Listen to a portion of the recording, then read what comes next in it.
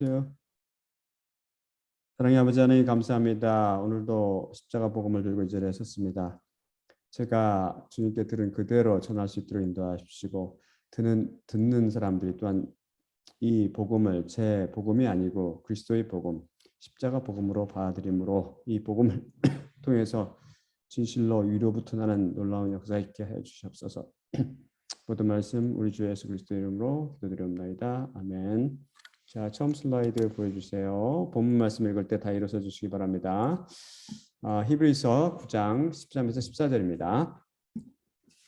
왜냐하면 만일 염소와 황소 피와 부정한 것들에 뿌린 암송아지 제가 성결하게 하여 육신의 정결함에 이르게 한다면 영원하신 성령님으로 말미암아 흠없는 자기를 하나님께 드린 그리스도의 피가 얼마나 더 우리의 양심을 죽은 행위에서 정결하게 하고 살아계신 하나님을 섬기게 하지 못하겠느냐.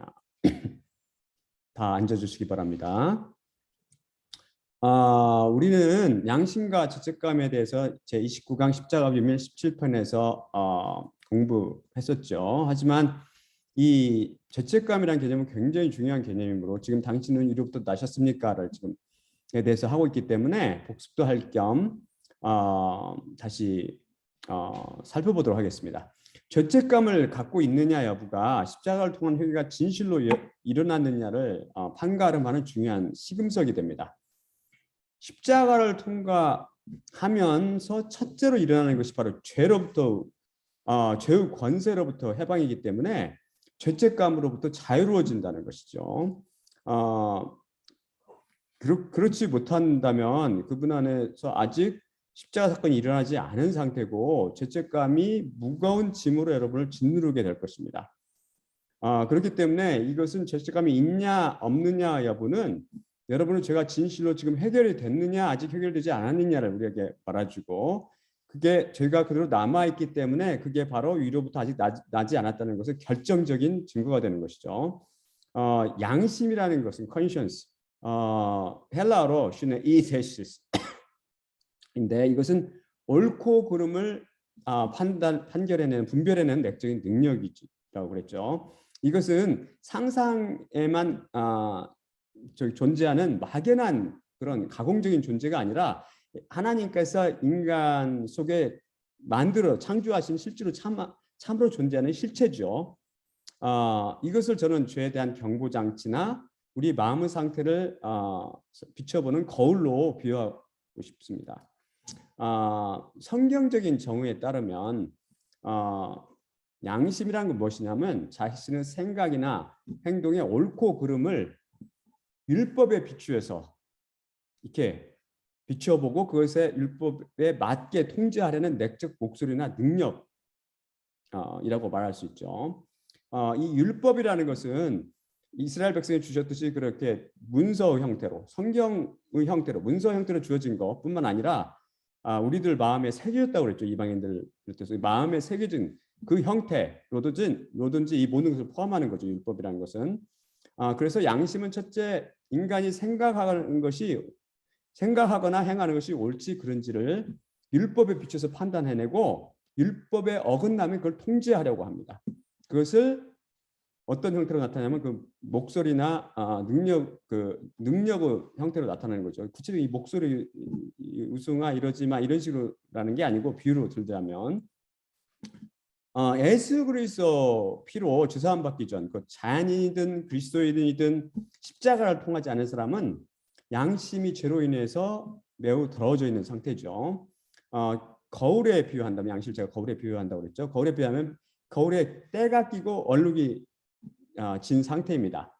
하지만 이들은 또한 이 더러워진 양심으로 인해서 자기가 얼마나 죄가 많은지 그것을 자기가 생각하는 거나 행하는 것을 옳고 그름을 판단하는 능력이 많이 떨어지게 되죠. 그래서 어떤 걸 죄로 이 사람들은 간주해요?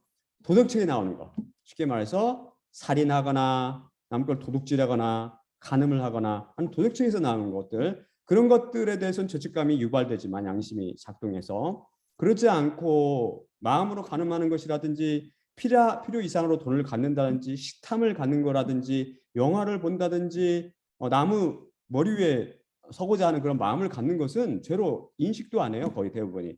또한 이웃을 사랑하지 않거나 하나님을 사랑하지 않는 것도 죄로 느끼지 못하는 거죠.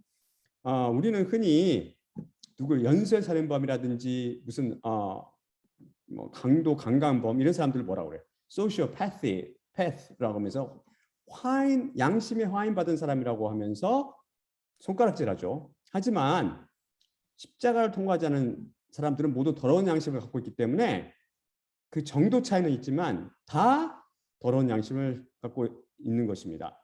다 화인 받은 양심을 갖고 있는 것이죠. 하나님 보시기에. 이 더러운 양심을 갖고 있으면 마음에 또한 죄가 가득 차 있는 상태이기 때문에 죄책감에 찌들어 사는 거죠. 죄책감으로. 그렇기 때문에 이 죄책감이 있다 그러면 여러분 죄로부터 해방되지 않았다는 것을 말해주는 매우 중요한 경보장치입니다. 그러면서 이 경보장치가 경보음을 울려내는 거죠. B, 너희 죄는 처리되지 않았다. B, 너희 죄를 빨리 처리하라. 이렇게 살아가면 죄책감에 인간들은 살다가 죽는 거죠. 만일 여러분이 이렇게 죄책감을 갖고 사신다면 생물학적으로 살아계실 때 이 죄의 문제를 반드시 해결하셔야 돼요. 저희 집에 최근에 생쥐가 발견됐어요. 생쥐가. 한국에서 어렸을 때 쥐를 봤던 기억이 있는데 아주 어렸을 때 쥐를 봤던 기억이 아주 어렸을 때도 아니죠. 제가 초등학교 때 제가 한국에 집에 살던 때는 그때는 쥐도 있고 막 그랬었잖아요. 쥐 잡고 그랬던 기억이 있는데 한국어 쥐처럼 약간 큰 거를 렛이라고 불러요. 미국에서는 렛. 그 미키 마우스처럼 작은 거 그걸 마우스 생쥐라고 부르는데 이 생쥐가 발견됐어요.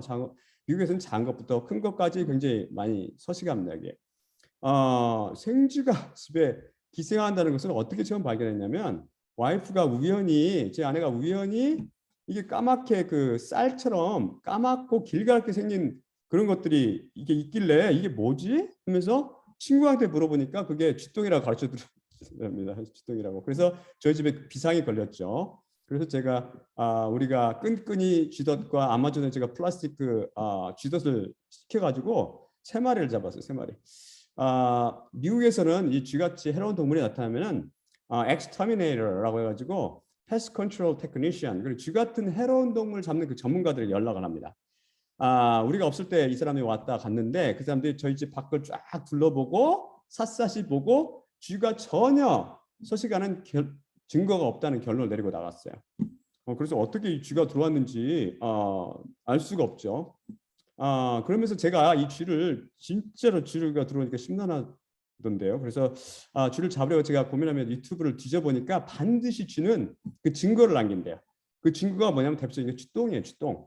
그래서 쥐똥 때문에 지금 잡힌 거잖아요. 그 꼬리가 잡힌 거잖아요. 그래서 저희 아내가 제가 우리 집에 가스레인지가 있는데 그것이 오래됐다고 새 것을 바꿔달라길래 그것을 바꿨는데 그 설치하는 사람들이 와가지고 그걸 옛날 걸 쫙 치웠는데 그 밑에 쥐똥이 쫙 깔려 있는 거예요. 그래서 그것을 치우고 손을 몇 번이나 씻었는지 몰라요.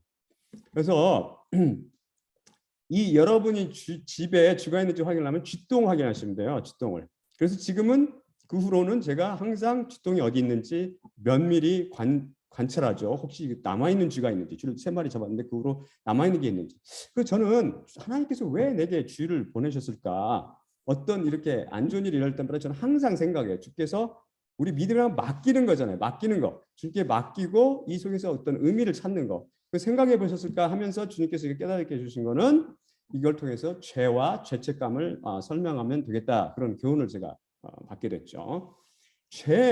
이것은 쥐에 비교될 수 있습니다. 죄는 더러운 거잖아요. 끔찍하고 더러운 거. 이 죄가 우리 속에 있는데 사람들은 쥐가 득실득실 그 속에 마음간에 사는데 그걸 못 느낀단 말이에요. 그러면서 그게 뭘 이발시켜 그 속에서 쥐똥을 쫙 깔아놓고 살아요. 죄책감이 여러분들 속에 잔뜩 깔려 있으면서 죄가 그 쥐똥 그걸 유발하는 거죠. 죄책감을. 만약에 여러분 가운데 죄책감이 있다면 그것은 아직도 쥐가 곧 죄가 살아있다는 증거입니다. 그래서 만약에 어때요? 죄책감이 있다면 쥐똥이 있다면 쥐를 제거해야 되잖아요. 마찬가지로 쥐와 같이 살 수는 없잖아요. 더러운 쥐와. 마찬가지로 여러분 안에 죄책감이 있다면 그것은 여러분 안에 죄가 있다는 증거이기 때문에 이 죄를 없애야 돼요, 반드시. 그래서 옛날 구약의 사람들은 이 죄로 인해서 발생하는 이 죄책감을 없애기 위해서 어떻게 했어요? 제사를 드렸죠. 제사. 이걸 위해서 제사를 주님께서 주신 건 사실 아닌데 저희가 살펴보겠지만 제사를 드렸죠. 이스라엘 사람들은 이 제사, 짐승의 제사, 염소와 황소, 피를 통해서 이것은 무슨 역할을 했냐면 율법을 읽어보면 구약을 읽어보면은 그 제사장 제사의 장소였던 회막이라든지 번제단이라든지 지성소라든지 제사장의 옷이라든지 이런 것들, 제사 향단 이런 것들 제사에 쓰는 기구라든지 하나님이 임하는 장소를 깨끗이 하는 그런 정결케 하는 역할을 했습니다. 사람들 옷에 피를 뿌린 경우는 드물었는데 어떤 경우 피를 뿌렸냐면은 아론이나 자녀들 제사장들에게 뿌렸고요. 죄로부터 정결함을 받을 사람들이 이렇게 나오면 그 사람들을 제사장이 짐승으로서 피를 찍어가지고 오른쪽 귓불이라든지 그다음에 어디에 했냐면은 오른손 엄지 손가락과 엄지 발가락에 찍었죠. 그리고 또 뭐를 썼냐면 정결케 하는 도구로서 암송아지 채를 썼어요. 암송아지 채. 이것은 부정한 것들을 정결케 할 때 뿌리거나 씻는 역할을 할 때 썼죠. 이것을 어디에서 썼냐면 부정한 사람이라든지 부정한 그릇이라든지 부정한 장소, 그 장막 이런 것에 뿌렸죠. 그래서 이들 피는 그냥 아무 의미가 없는 게 아니고 그때 하나님께서 계신 그 성막을 진실로 깨끗하게 정결하게 해줬어요. 정결하게. 성소와 향단과 번제단과 제사장의 옷과 그런 제사 드리는 도구와 이런 것들을 진실로 깨끗하게 했다는 것입니다. 만약 그렇지 않았다면 거룩하신 하나님께서 이스라엘 백성 중에 임하지도 아니하셨을 것이고 모세가 지성소에 들어가서 하나님과 대화도 나눌 수 없었을 것이죠. 지성소가 거룩한 곳인데 더러운 곳이라면 못 들어가죠. 모세는 이미 하나님의 십자가를 통해서 깨끗해졌기 때문에 모세는 언제든지 하나님을 만날 수 있지만 그 장소들이 더럽다면 그게 안 되는 거잖아요. 옛날 상징적인 의미로 또한 실제적인 의미로 또한 암송아의 제가 인간들의 부정을 씻는 데 실제로 썼습니다. 그리고 그들 진실로 부정을 깨끗하게 했다는 거죠. 상징적인 의미가 가는 게 아니고 부정을 깨끗하게 했다는 겁니다. 그래서 거룩하신 하나님께서 이스라엘의 진에 거할 수 있었던 거예요. 이스라엘의 질. 그렇지 않았다면 그 거룩하신 하나님께서 벼락을 내려서 불을 내려서 이 사람들 다 벼락 맞아 죽었겠죠. 다음 슬라이드 볼까요? 히브리서 10장 1에서 4절입니다. 율법은 장차 올 좋은 일의 그림자일 뿐이요 참 형상이 아니므로 해마다 늘 드리는 같은 제사로는 나오는 자들을 언제나 온전하게 할 수 없느니라. 그렇지 아니하면 섬기는 자들이 단번에 정결하게 되어 다시 죄를 깨닫는 일이 없으리니 어찌 제사 드리는 일을 그치지 아니하였으리요. 그러나 이 제사들에는 해마다 죄를 기억하게 하는 것이 있나니 이는 황소와 염소 피가 능히 죄를 없이 하지 못함이라. 쉽게 말해서 짐승의 피는 제사에 쓰이는 지성소나 회막이나 번제단이나 향단이나 제사장들의 옷이나 기구나 이런 것들을 깨끗하게 했지만 뭘 처리 못했다는 거예요? 제사드리로 나오는 사람들은 죄의 문제를 해결을 못했다는 겁니다.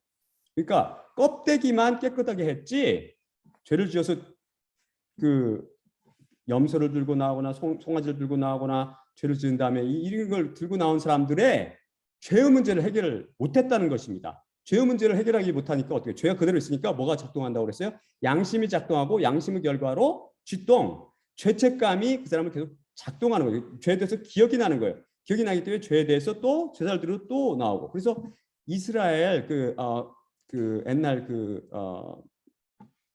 제사를 드리는 그 장소는 완전 피바다였다고 그러죠. 피바다. 옛날 이제 이후에 이 장막 시대가 끝나고 이스라엘 성전 시대가 벌어졌을 때 그 이스라엘 앞에 흐르는 그 기드론 시내라는 데는 피바다였대. 피바다.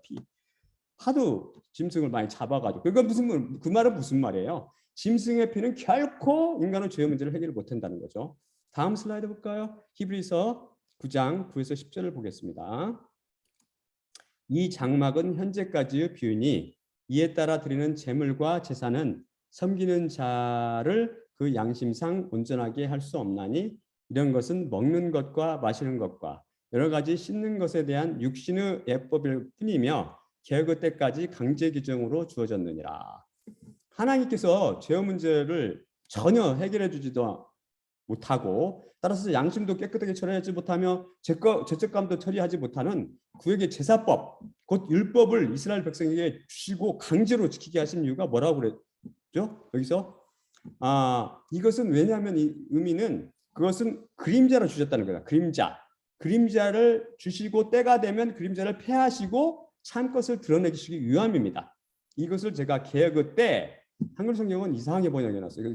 분명히 이게 번역을 하는데 개혁의 때라고 제가 번역했는데 이것은 헬라어 카이루 디오르토세오스 소유격으로 되는데 메크리라는 그 전치사이기 때문에 소유격을 취하기 때문에 소유격으로 되는데 이것은 카이로스 디오르토시스라는 그 단어 말입니다.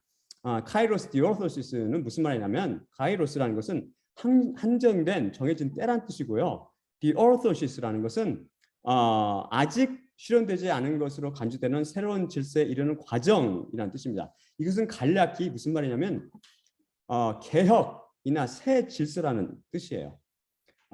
즉 구약의 그 제사법을 비롯한 율법이라는 것은 그림자일 뿐이며 죄 처리에 대한 상징적인 의미만 있지 죄를 진실로 처리한 능력이 없다는 것입니다.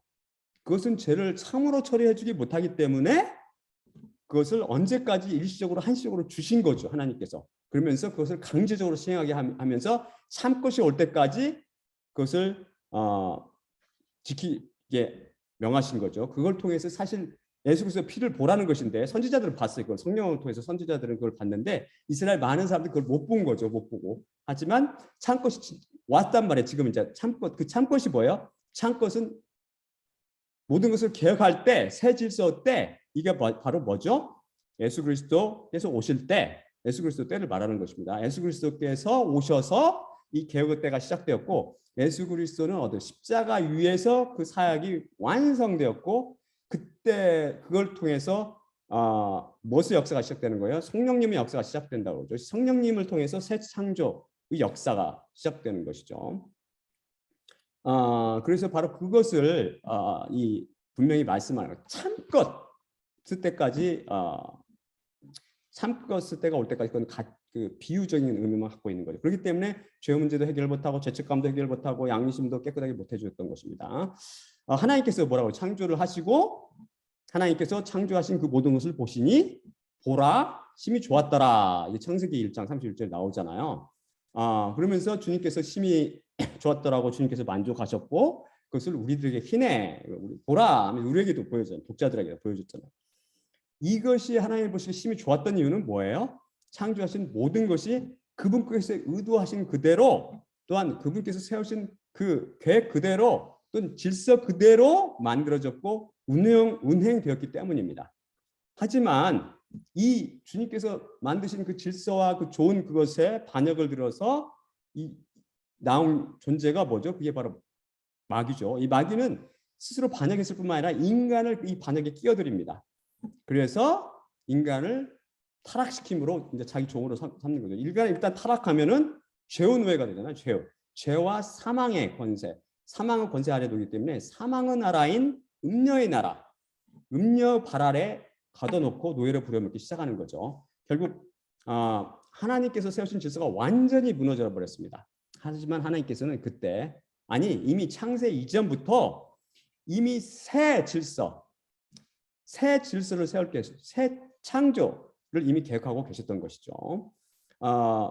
이 바로 새 질서, 새 창조를 흉내낸 것이 대표적인 것이 뭐예요? 새 세대 운동, New Age Movement죠. 이것은 19세기 후반에 신지학학계 공동 창립자인 헬레나 페트로브나 블라바스키라는 그 여자가 다가올 뉴에이지를 발표했죠. 그리고 이게 뉴에이지 운동이 언제 픽을 이뤘어요? 여러분 기억나는지 모르겠지만 1970년, 1980년도에 얘네들은 뭐냐면은 신비주의가 그러니까 한국 교회가 신비주의 완전히 이 뉴에이지에 물들어 있단 말이에요.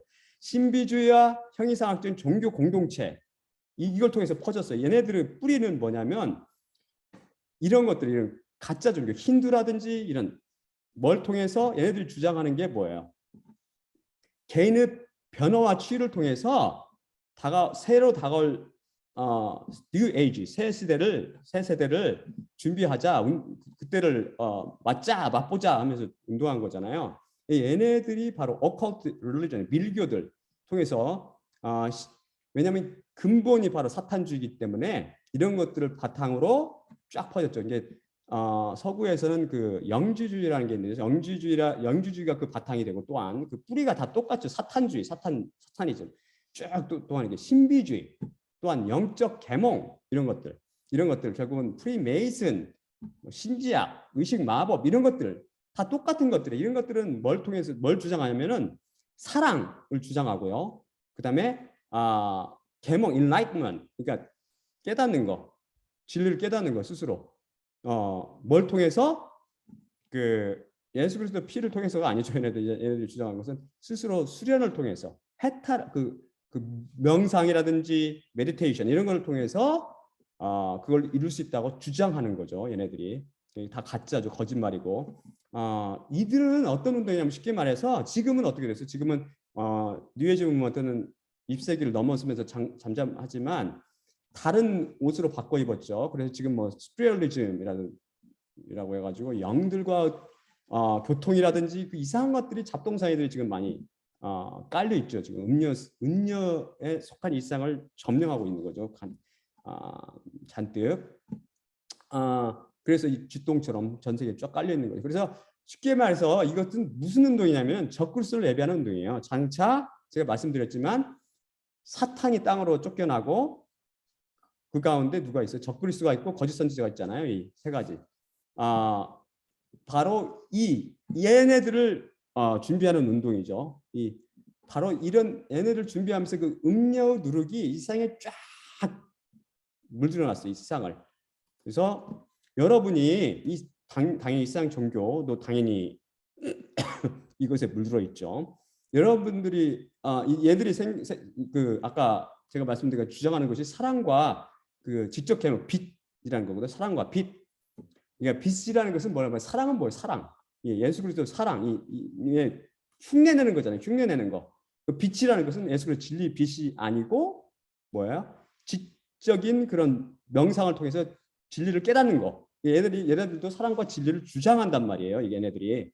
근데 여러분이 지금 매스컴을 통해 듣고 있는 사랑은 안타깝게도 여러분 이게 분별하는 능력이 없기 때문에 전혀 깨닫지를 못하시는데 전부 이건 예수 그리스도 사랑이 아니고 바로 비너스, 사랑은 그 계명성이라고 그러죠. 계명성은 누구의 이름이에요? 사탄, 마귀 사탄. 계명성의 사랑이에요. 이게 저 사탄의 사랑이라고 여러분이 알고 있는 사랑. 이 세상 교회에서 흔히 설교 중에서 여러분 감동시키는 그런 사랑의 이야기들이 있잖아요. 그것들이 다 비너스 사랑을 이야기하고 있는 거죠. 그것도 분별도 못해 사람들이. 또한 여러분께서 매스컴을 통해서 듣고 있는 그 전달되는 그 진리, 빛, 예수 그리스도의 빛이 아니고 광명어 청사인 마귀가 흉내내는 미혹이에요. 마귀의 미혹. 얘네들은 뭐라고요? 수련을 통해봐. 수련을 하면 너희들이 해탈에 이르게 되고 진리를 맛보게 될 거야.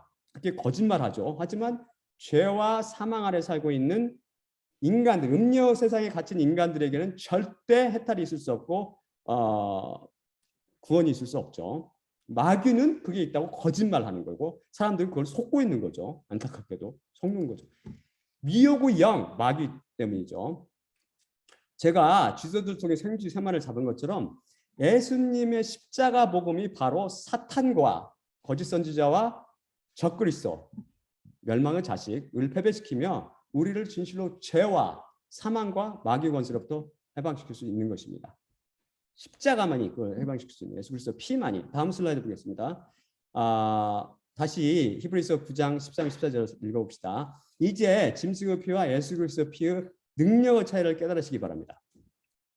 왜냐하면 만일 염소와 황소의 피와 부정한 것들에 뿌린 암송아지의 죄가 성결하게 하여 육신의 정결함에 이르게 한다면 영원하신 성령님으로 말미암아 흠없는 자기를 하나님께 드린 그리스도의 피가 얼마나 더 우리의 양심을 죽은 행위에서 정결하게 하고 살아계신 하나님을 섬기게 하지 못하겠느냐. 말씀드린 것 같이 염소와 황소 피와 송아지의 죄가 어떻게 돼? 지성소라든지 성막이라든지 향단이라든지 죄인들 여러 가지 그 제사장 옷이라든지 부정한 자들이라든지 이런 죄인들의 껍데기는 참으로 정결케 했지만 그 부정을 깨끗하게 하기도 하고 그 부정을 처리도 했지만 실제적으로 가상이 아니라고 그랬죠. 실제로 했지만 그런 짐승의 피는 결코 인간들은 무슨 문제를 해결 못했다고 했어요. 죄의 문제. 죄의 문제를 해결하지 못하니까 양심도 깨끗이 처리하지 못하고 또한 그것으로 인해서 죄책감이 해결이 안 된다는 거죠. 그런 짐승의 피, 짐승의 피와 짐승의 죄, 오늘 이따 죽는 그 피조물, 그 짐승의 죄와 피가 그렇게 그런 능력이 있단 말이에요. 사실 그것들은 그런 부정한 것을 처리하는 능력이 있단 말이에요. 하나님께서 임하시는 그 장소들이라든지 인간들의 껍데기를 정결케 하는 그런 능력이 있다고, 참된 그런 능력이 있는데 하물며 예수 그리스도 창조주 하나님께서 십자가에 못 박히시는데 그 예수 그리스도 피가 얼마나 더 놀라운 힘이 있겠느냐는 것입니다. 이게 그러니까 우리는 예수 그리스도 피는 그런 것들보다 훨씬 더 놀라운 능력이 있기 때문에 우리 죄뿐만 아니라 우리 양심도 깨끗이 씻어버리고 양심으로 인해서 발생하는 더러운 양심으로 인해서 그 죄책감 이 문제도 확실히 처리했다는 것입니다. 이 말씀이 그 말씀이에요. 그래서 아담의 죄로 인해서 어떻게 됐어요? 아담은 범죄하여서 인류의 사망을 끌어들였잖아요. 사망이 뭐예요? 영원한 형벌, 불못의 저주라고 그랬죠. 근데 예수님께서는 그것을 골고다 언덕 위에서 완전히 피를 통해서 패해버리셨다는 겁니다. 그러면서 뭐가 시작됐어요? 새 창조가 시작된 거죠. 성령을 통한 새 창조 역사가 시작된 겁니다. 만일 그분의 피가 짐승의 피처럼 죄를 해결하는 능력이 없다면 이게 어떻게 새 창조요, 새 질서며 개혁이라고 말할 수 있겠습니까? 헬라어로 아까 방금 전에 배운 the orthosis, 개혁이란 말은 개혁 또는 새 창조라고 그랬죠. 무슨 말이냐면 디아라는 그 전치사와 orthos라는 말의 그 합성어에서 파생한 말인데 디아라는 말은 thorough, 완전이라는 말, 철저함을 나타내는 그런 뜻이 있습니다. 철저함. 그다음에 orthos라는 것은 우리 orthopedic이라는 그 정형외과 뼈를 바로잡는 orthopedic이라고 그러잖아요. 그러니까 orthos라는 것은 바로잡는다는 거예요. 바로잡는다. 그러니까 the orthosis라는 것은 철저히 바로잡음이라는 뜻이 있는 것이다. 철저히 바로잡음. 예수님께서는 사탄이 무너뜨린 그 질서를 예수 그리스도 십자가로 인해서 철저히 바로잡는 거죠. 새로 완전히. 그러니까 이게 만약에 가장 중요한 죄의 문제를 예수 그리스도 피가 해결을 못했다면 어떻게 이게 철저히 바로잡는 거예요? 그것은 말이 안 되죠. 만약 그렇지 이렇게 능력 있는 예수 그리스도 피를 짐승의 피처럼 여긴다면 누군가 그게 말 이거는 그냥 상상이야, 그냥 그렇다는 것이야, 비유적인 의미야 이렇게 말한다면 이것은 하나님의 아들 예수 그리스도에 대한 모독이고 모욕이며 하나님에 대한 반역으로 간주될 수 있습니다. 이거는 정말 여러분은 두려워. 자기가 죄책감을 갖고 있다고 어떤 그 가말리엘이 그랬잖아요. 한국의 가말리엘이 우리는 죄책감으로 자유로울 수 없기 때문에라고. 자기가 자유롭지 못하고 보는 사람이 다 자유롭지 못하고 그렇게 말합니까? 이게 우리는 그런 사람이 있을 거라고 해요. 저는 종교인들 중에는 없을 거라고 저는 믿지만 그렇지 않아 하나님께서 그렇게 저처럼 그렇게 십자가를 통과해서 그 주신 사람이 분명히 있을 거라고요. 최소한 한 명 이상은 있을 거예요. 있을지도 모르고 없을지도 모르지만 있을 거라고 저는 믿는단 말이에요. 하나님께서. 하지만 앞으로는 더 생길 거라고. 왜? 지금 십자가 복음을 통해서 주께서 저를 써서 십자가 복음을 전파하고 있기 때문에 이 십자가 복음이 가는 곳에는 능력이 일어난단 말입니다. 앞으로. 저는 그것을 본단 말이에요. 지금은 뭐 보는 사람도 없고 듣는 사람 관심도 없지만 하나님께서 역사하실 거라고 하나님께서. 그래서 예수님께서는 참으로 십자가 위에서 죄를 처리하시고 양심을 깨끗이 씻으셨고 바로 죄의 경보장치인 경고음도 처리시켜 주신 거죠. 죄책감. 마치 미국에는 제가 말씀드린 것 같이 화재 경보장치가 다 진마됐어요. 미국은 다 목재로 지었기 때문에 집을 왜 콘크리트 안지 저 알 수가 없어요. 그냥 목재로 지었기 때문에 불이 자주 나요. 불이 사람들이 여기 보면 TV에 보면 뭐 캘리포니아는 불 나가지고 뭐 엄청나게 많은 저기를 보고 그렇기 때문에 그래도 끊임없이 그 목재로 짓죠. 집을 왜 그런지 모르겠지만 토네이도 한번 불고 나면 다 날아가고 그래. 근데도 목재로 끊임없이 짓는데 이 화재 경보 장치, 뭐 저는 건축적인 그게 없기 때문에 미국 사람 얼마나 똑똑한 사람 많습니까?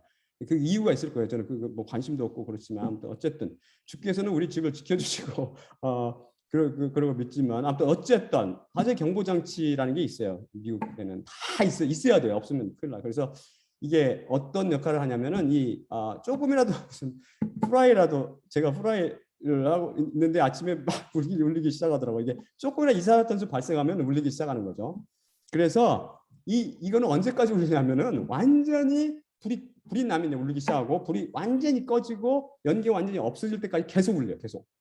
마찬가지로 이 화재경보 장치, 우리 안에는 화재경보 장치가 뭐라고 그랬어요? 그게 바로 양심이라고 했죠. 양심, 삐삐삐 소리 나는 거. 양심이 바로 삐삐삐 소리 나면서 뭘? 죄책감을 유발시킨다고 그랬잖아요. 이 여러분 안에 바로 이 죄책감, 이 화재경보 장치가 울리고 있다면, 또한 쥐똥이 있다면, 이 죄 문제는 해결이 안 된 거예요. 안타깝게도.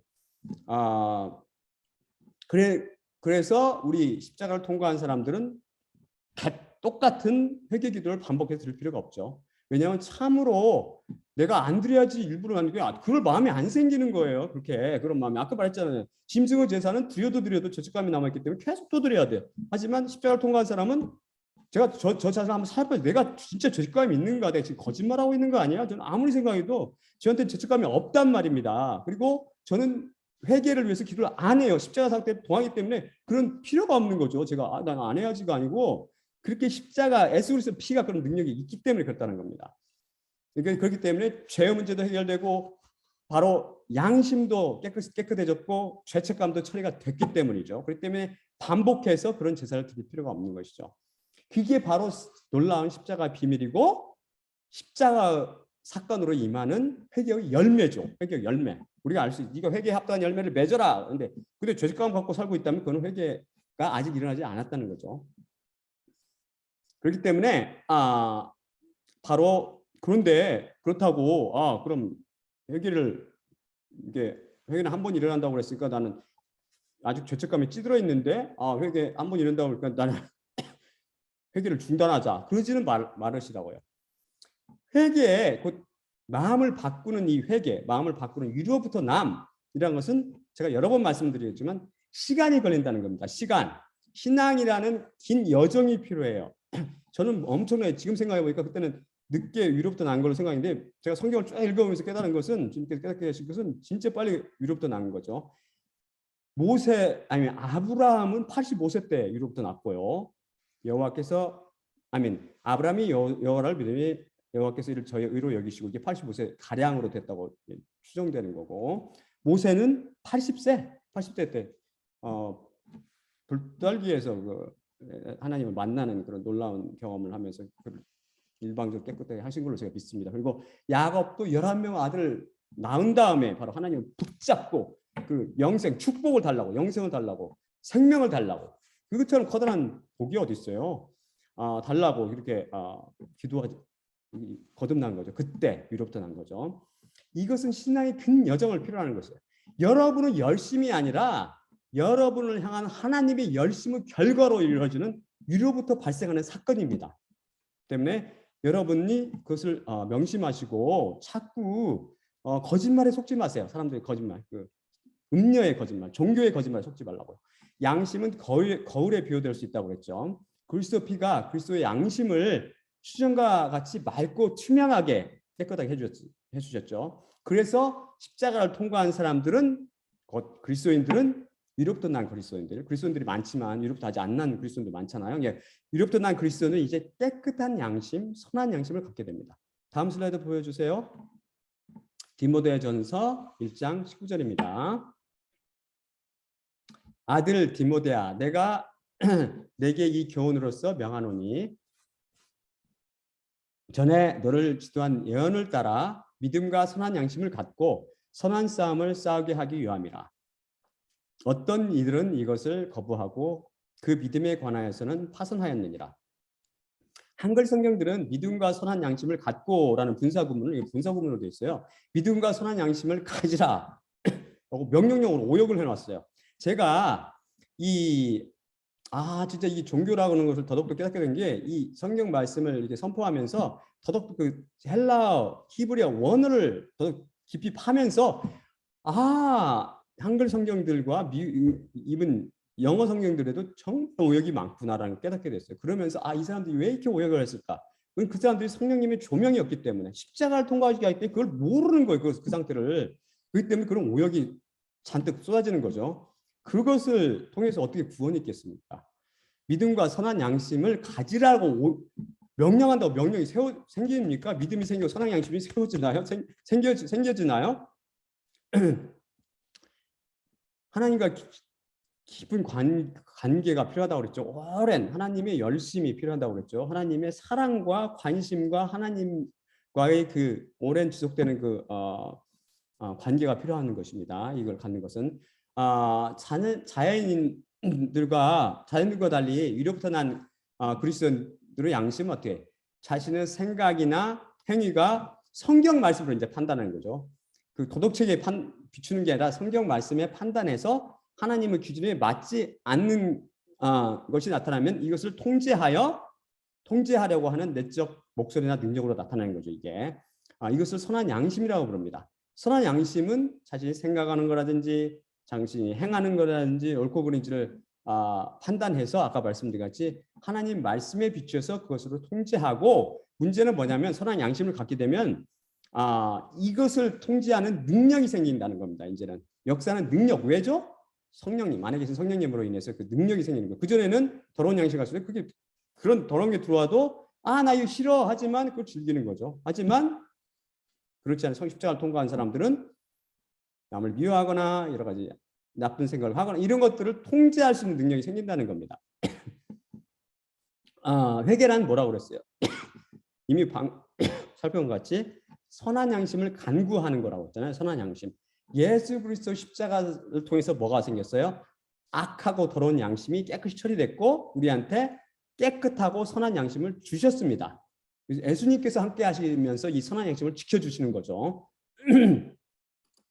그러면 십자가 사건이 참으로 일어난 사람의 그 마음속을 들여다볼까요?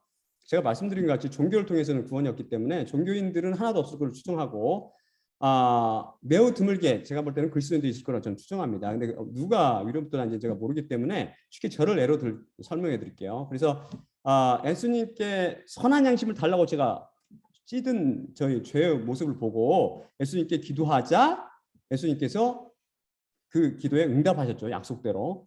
저를 십자가에 끌어안고 못 박으셨죠. 예수님께서 끌어안고 못 박으실 때 죄의 문제를 깨끗이 해결해 버리셨고 죄의 악한 양심을 깨끗이 처리해서 선한 양심을 주셨죠. 그러면서 선한 양심이 찾아오면서 죄가 없어지니까 저를 죄책감으로부터 해방시키신 거죠.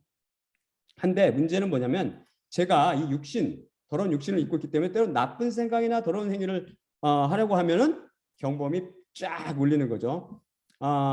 십자가 사건이 개인적으로 일어나기 전에는 그것이 죄인지도 모르고 죄를 즐기고 죄악된 생각과 행위 속에 살았는데 이제 깨끗해진 양심을 갖게 되면은 조금이라도 더러운 생각, 하나님이 싫어하시는 생각, 하나님이 싫어하는 짓 이런 것들이 쫙 들어오면은 그 경범이 울리는 거죠. 그래서 죄악된 것을 쫙 이제 절제하는 능력이 생긴다고 했잖아요. 통제하는 능력 있기 때문에 그것을 막는 거죠. 양심이 덜었을 때처럼 죄악스러운 생각을 이제 즐기는 게 아니고 오히려 그런 것들이 내게 선한 양심으로 해서 그것이 파수꾼 역할을 하기 때문에 그게 오히려 나에게 고통으로 낫게 된답니다. 고통, 경범, 삐삐삐 쥐똥으로 더러운 쥐똥으로 느껴진다는 거죠. 그래서 이렇게 되면 어떻게 돼요? 선한 양심이 아주 불편해지기 때문에 나 이거 싫어, 진짜 싫어 하면서 이때 이걸 죄책감이라고 난 단어로 표현하도록 하죠. 뾰족한 다른 단어가 없기 때문에 죄책감, 그때 잠깐 죄책감이 오는 거예요. 그래서 그전에는 죄책감에 찌들어 살았지만은 오직 찌들어 살면서 또 양심을 자극하는 그런 도덕적인 범죄를 졌을 때만 죄책감이 발생했는데 이제는 하나님은 말씀에 비추어서 그런 아주 가벼운 것, 남을 미워하는 생각이나 이런 것들만 들어와더라도 저를 매우 불편하게 만들기 때문에 그 생각을 쫙 처리해버려 통제하는 거죠. 성령님 능력을 힘입어서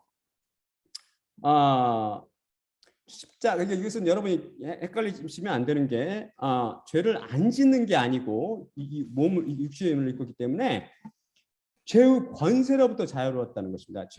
죄책감이 없는 게 아니고 죄책감의 부담으로부터 해방된 거, 자유스러운 거죠. 죄를 지면서 뻔뻔스럽게 짓다는 의미가 절대 아니에요. 이것은 여러분이 위로부터 나지 않으면 제가 말하는 것을 이해를 못할 거라고 저는 생각합니다.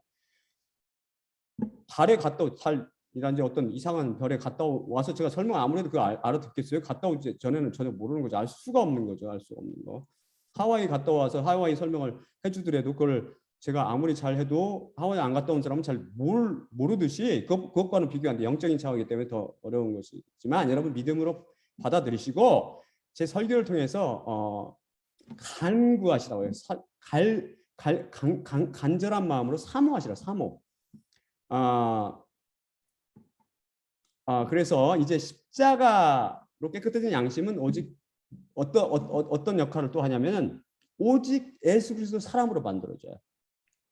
오직 예수 그리스도 한 분만 섬기게 만든 거죠. 그것은 그 이유는 바로 선한 양심 때문에 그런 것 같아요. 선한 양심이 찾아와서 하나님만을 바라보게 하는 거죠. 그리고 또한 그 안에 뭐가 있기 때문에 성령님, 예수 그리스도 영이 있기 때문입니다. 그래서 이게 또한 예수님만 바라보게 하는 그 놀라운 능력 또한 그런 사건 또한 놀라운 십자가의 비밀이고 그런 회개의 열매죠. 그래서 사람들이 왜 죄책감 가운데 살아가죠? 죄가 처리되지 않았기 때문이라고 그랬죠. 마찬가지로 여러분이 만약에 이 위로부터 났다고 그러는데 예수님만 바라보지 않고 자꾸 세상 일 하고 그러면서 입으로는 예수님 뭐 위로부터 났다고 주장하는 사람은 그거는 의심해 볼 여지가 있죠. 시간이 걸리긴 하지만 위로부터 난 사람들 예수님만 바라보게 돼 있단 말입니다. 그게 여러분이 죄의 삭시 치러지고 죄의 권능으로부터 해방된 사람이 어떻게 죄책감에 찌들어 살 수 있겠어요? 하지만 말씀드린 같이 그리스도인들도 때로 죄를 지쳐 육신 때문에 그 순간순간 죄책감이 발생하죠. 하지만 이것은 오래 지속하지도 못하고 우리를 지배하지도 못하는 거죠.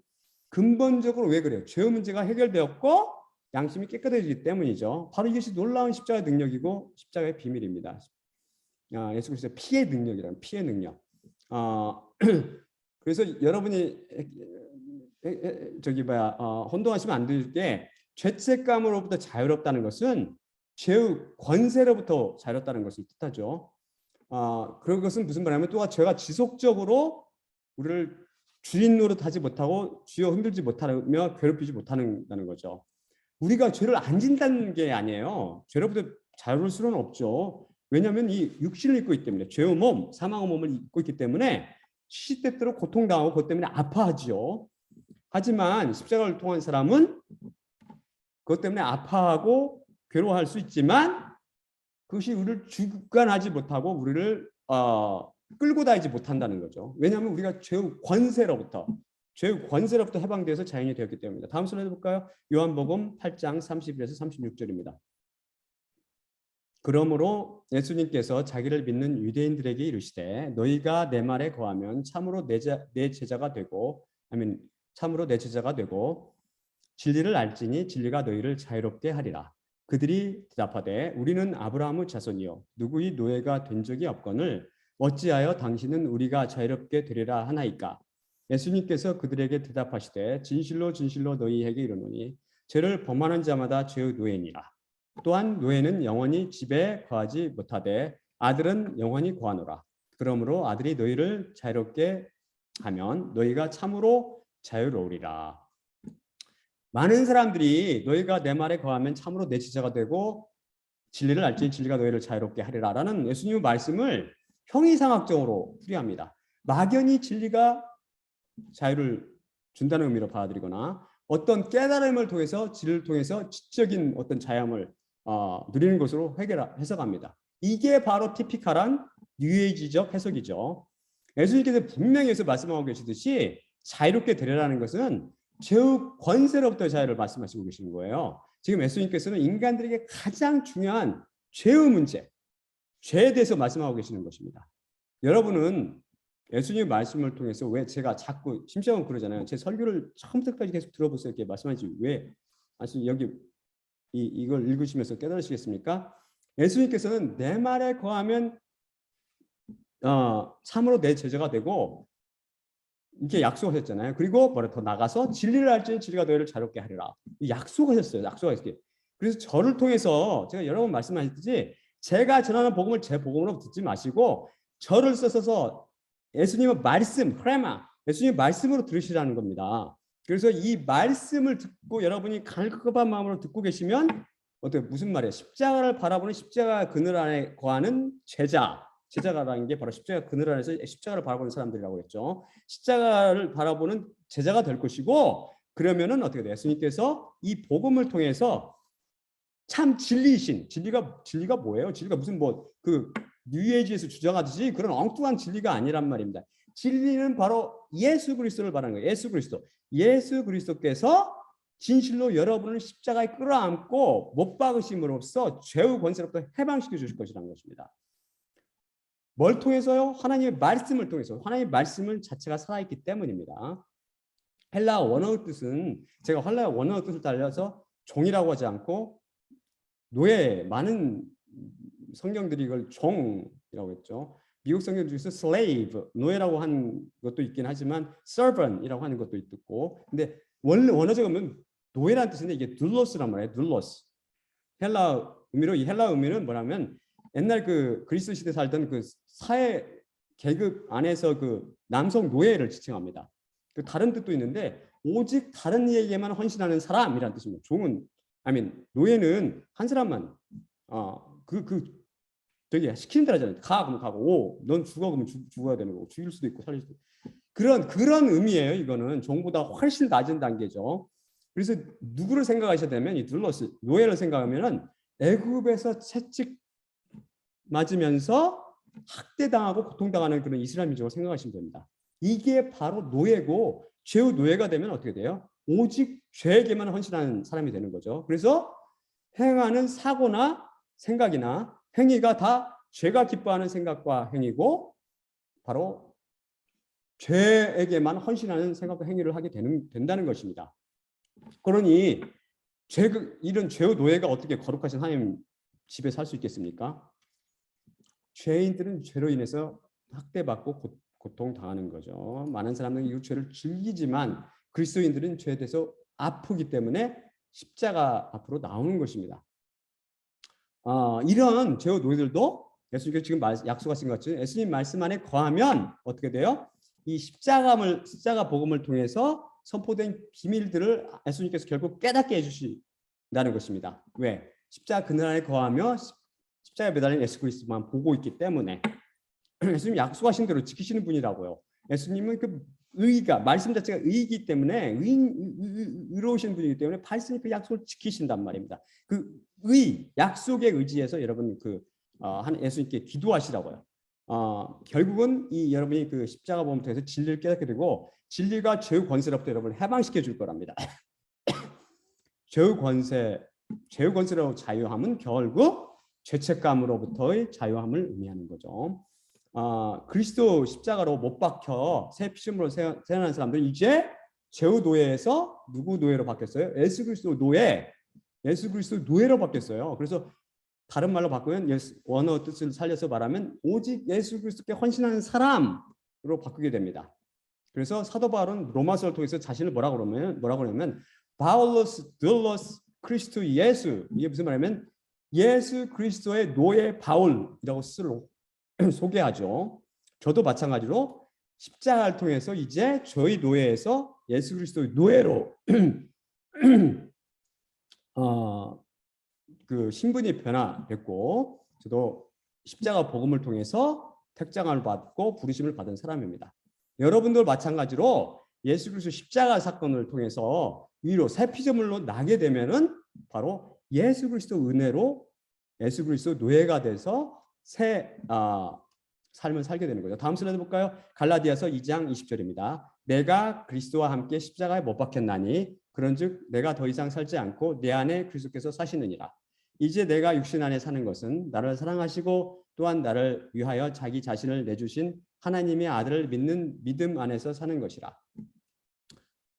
십자가 사건을 통해서 이웃은 죽고 제 안에 하나님의 아들인 예수 그리스도 곧 성령님께서 찾아오셨습니다. 이제 더 이상 자신을 위해 살지 않고 더 정확히 말해서 나의 주인이었던 죄를 위해 살지 않고 하나님의 아들 예수 그리스도를 믿는 믿음 안에 삽니다. 믿음이라는 건 뭐예요?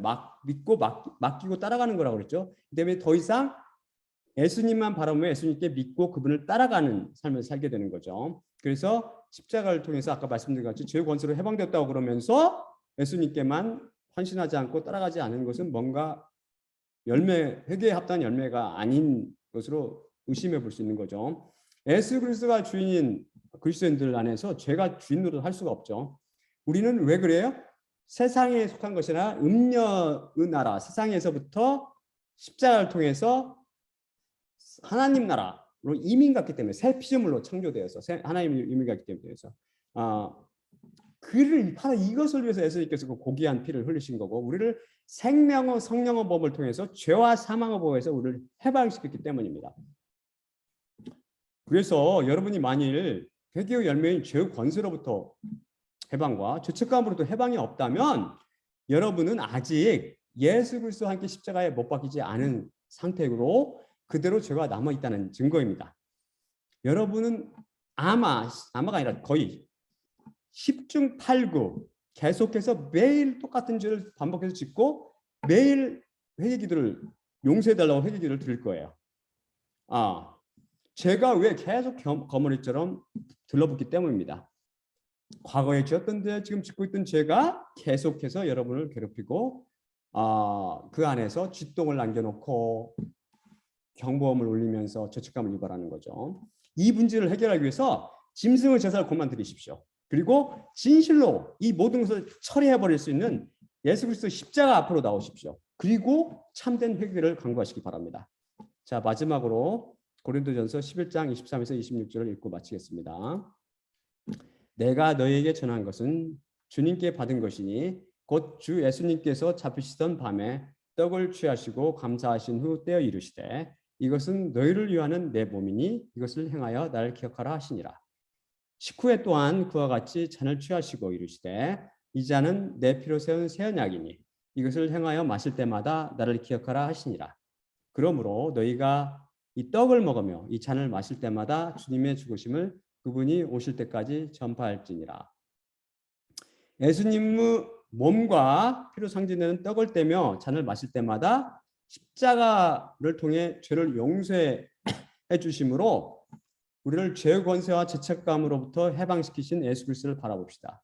또한 나의 십자가를 기억하고 나의 죽으심을 내가 다시 올 때까지 전파라고 말씀하신 예수님과 그분의 죽으심을 기억하고 전파하며 살아갑시다.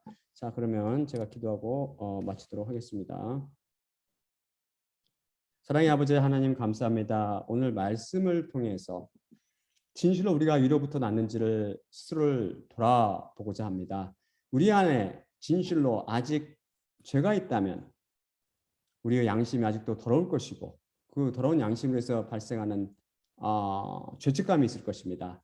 아버지 하나님, 자기 자신을 진실로 돌아보아서 면밀히 페이라조하고 도키마조 해서 곧 자신을 시험하고 면밀히 검사하여 자신 안에 아직도 죄가 있다면 겸손한 마음으로 진실로 갈급한 마음으로 이 죄의 문제를 해결해 달라고 십자가 앞으로 나오는 우리 그리스도인들이 될 수 있도록 듣는 그리스도인들에게 은혜를 내려 주시옵소서.